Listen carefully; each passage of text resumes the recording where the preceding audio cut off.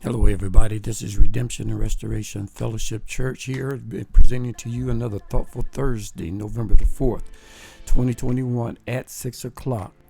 For login information, you can call by cell phone or you can do your computer, iPad, or smartphone. Information is on the screen. For additional information, call 913-202-4252. On this Thursday, Ms. Janice Beasley, a licensed clinical social worker, qualified mental health professional, will be with us at 6 o'clock on this Thursday. You must be here to hear her. She is so compassionate about her work and has such great information that she wants to share with us.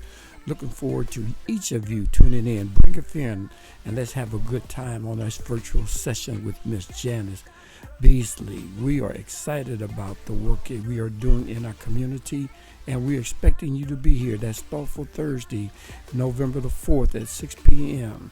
Please come on out and call in.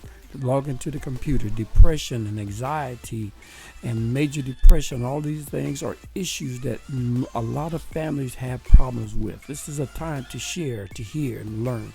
Come on out and be with us. We'll be excited to have you here with us on that day. That is this Thursday, November the 4th at 6 p.m. Come join us. Looking forward to seeing you there.